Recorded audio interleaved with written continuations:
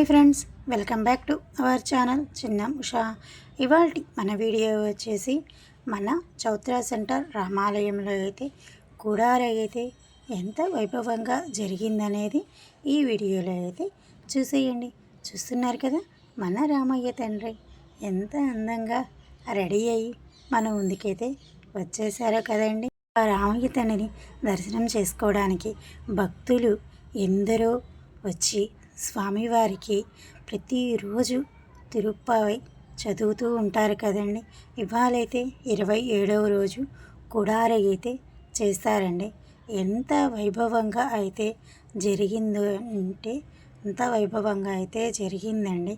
వెంకటేశ్వర స్వామి శంకు చక్రాలతో వెంకటేశ్వర స్వామి నామంతో ఎంత అపురూపంగా అయితే డెకరేషన్లో గంగాలాలైతే పెట్టి అందరూ భక్తులు అందరూ కమిటీ వాళ్ళు అందరూ కలిసి చక్కగా ఆ గిన్నెలలో పాయసాన్ని నింపుతూ ఉన్నారు. చూస్తున్నారు కదండి మీరందరూ కూడా. అలా అంతా నింపిన తర్వాత పంతులు గారు వచ్చి మొత్తం పూజ అయితే చేస్తారండి. పూజ చేసి హారతులు అవన్నీ అయితే ఇస్తారు. నేను ఇక్కడికి మళ్ళీ మంత్రివారి వీధి రామాలయానికి కూడా వెళ్ళానండి. అక్కడ కూడా కుడార అయితే చేశారండి. ఆ వీడియో కూడా ఇందులోనే ఉంటుంది. అందరైతే తప్పకుండా చూసేయండి. ధనుర్మాసం అసలు అంటే ఏమిటి, కుడారే దేనికి చేస్తారు అని వాటి విశిష్టత గురించి అయితే ఇప్పుడు మనం కొంచెం తెలుసుకుందామా ఫ్రెండ్స్. మానవ జన్మ దేవదేవుని ప్రాప్తి కోసం నిర్దిష్టమైంది. ఆ భగవత్ ప్రాప్తి ఎక్కడో కాదు, ఈ విభుపైనే భక్తి ప్రపత్తి ఆరాధన ఆర్తి కలిపింది. సేవిస్తే భగవంతుడు మానవులకు ప్రాప్తిస్తాడని ఎందరో విశ్వసిస్తారు. ఆ ప్రాప్తిని అనుభవించి అనుకూల భావాన్ని సర్వప్రాప్తం చేయడమే శరణాగతి. ధనుర్మాస వ్రతం శరణాగతికి ప్రతీక. ఈ మాసంలో ఆండాళ్ బ్రహ్మ అనుభవంతో అంతర్భావంతో 30 రోజులు తాతిత్వం చెబుతూ ప్రాసురాలను కీర్తనలను గానం చేసింది. సత్సంగం వల్ల భగవత్ సత్సంగం ప్రాప్తిస్తుందని ఈ పాసురాలు గీతమాలిక తిరుప్పావై నిరూపిస్తుంది. తిరుప్పావై అంటే శ్రీవ్రతం. ఈ వ్రతాన్ని సిరినోము అంటారు. మాసాల్లో మార్గశిర మాసం తానైన శ్రీకృష్ణుడు భగవద్గీతలో చెబుతాడు. మార్గశిర మాసంలో ధనురాశిలోకి సూర్యుడు ప్రవేశించే మకర రాశిలోకి సాగే కాలాన్ని ధనుర్మాసం అంటారు. మృగశిర నక్షత్రంతో కూడిన పూర్ణిమ ఉన్న ఈ మాసాన్ని మార్గశీర్షమని పిలుస్తారు. మార్గశిర మాసంలోని శ్రీవ్రతం చేయాలి. ఎందుకంటే మార్గం అంటే దారి లేక ఉపాయం, శీర్షం అంటే శీరం లాగా ప్రధానమైంది. మార్గశీర్షం అంటే భగవత్ ప్రాప్తికి కలిగించే శ్రేష్టమైన మార్గం. ఉపనిషత్ సిద్ధాంతాన్ని అనుసరించి ప్రాప్తి భగవంతుడే ప్రాప్తించేది భగవంతమే. ఈ నమ్మకాన్ని పొందించే వ్రతమే ధనుర్మాస వ్రతం. ఉపనిషత్ భాషలో ధనస్సు అంటే ప్రణవం. అది పరమాత్మను ఉనికిని తెలియచేసే నాదం. సామవేద సారం నాదంతో సంగీతంతో ధనుర్మాసంలో గోదాదేవి తన ప్రాసురాలను గానం చేసి దైవాన్ని చేరింది. ఆమె కలియుగంలో శ్రీవెల్లి పుత్రులో అక్కడి ఆలయ అర్చక మూర్తి వటపత్ర స్థాయిని శ్రీకృష్ణుడిగా భావించి పూజించింది. ఆ ఆలయాన్ని నందగోపవనంగా తోటలు చెరువులతో గోపికలు భావించి ధనుర్మాస వ్రతం చేసింది. ద్వాపర యుగంలో రేపల్లెలో గోపకన్యల శ్రీకృష్ణుడి పొందడానికి ఈ వ్రతం చేశారని విష్ణుచిత్తుడు చెప్పగా విని ఆండాళ్ శ్రీ వ్రతాన్ని చేసింది.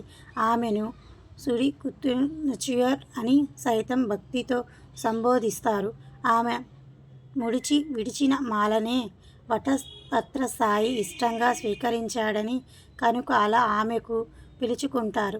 శ్రీకృష్ణ దేవరాయలు తాను రచించిన గోదా చరిత్రకు అందుకే ఆ ముక్తిమాలిత అని పేరు పెట్టుకున్నారు. ఆండాళ్ అంటే రక్షకురాలని అర్థం.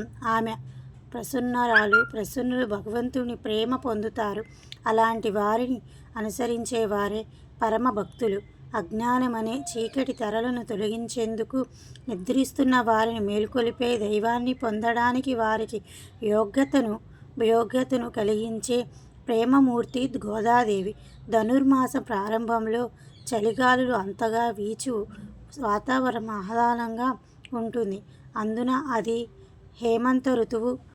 తాటకాలతో సహా మానవ సరోవరం వేకువజామున నిర్మలంగా అచంచలంగా ఉంటుంది.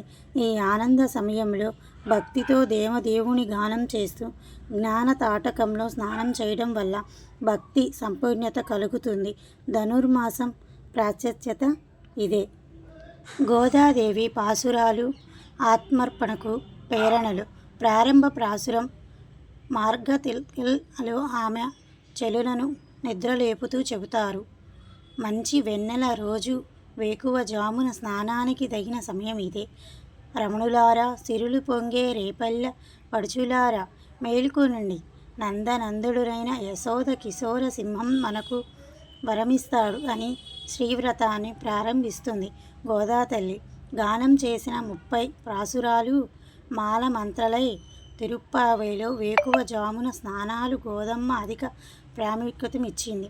మనం రోజు చేసే బ్రహ్మస్నానం కాక అంతర స్నానం చేయాలని తిరుప్పావై సూచించింది. అంతర స్నానం వల్ల అంతఃకరణం శుద్ధి అవుతుంది. బ్రహ్మ ముహూర్తంలో స్నానం చేసి తిరుప్పావైని నిత్యవ్రతంగా చేసుకుంటే భగవత్ అనుభవం కలుగుతుంది. భగవద్ గుణానుభవ స్నానానికి జ్ఞానం, భక్తి, వైరాగ్యం అవసరం. అందుకే ఈ పాసురాల్లో తన చెలులను ఆమె సిరలైర్ అని సంబోధిస్తుంది. జ్ఞాన, భక్తి, వైరాగ్యాలను ఆభరణాలు ధరించిన చెలులరా అని దీని అర్థం. మరో పాసురం భక్తి పారవశాన్ని కలిగిస్తుంది.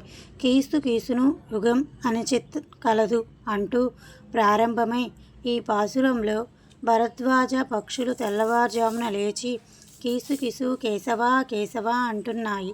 ఈ కేశవ నామాలు వినరండి. గోపెమ్మ లేచి తలుపు తెరువు.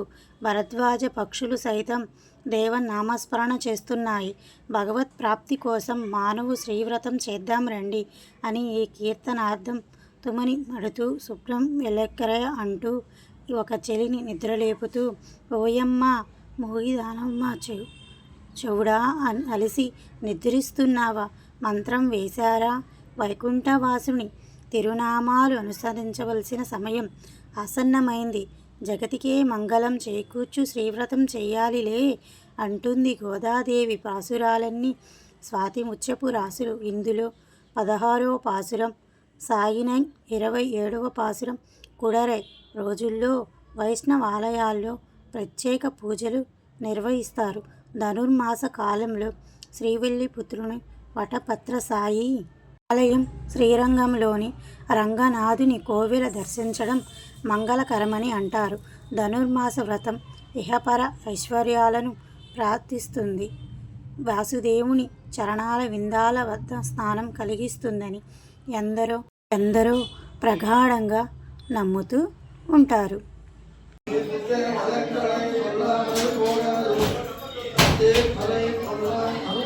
గోవింద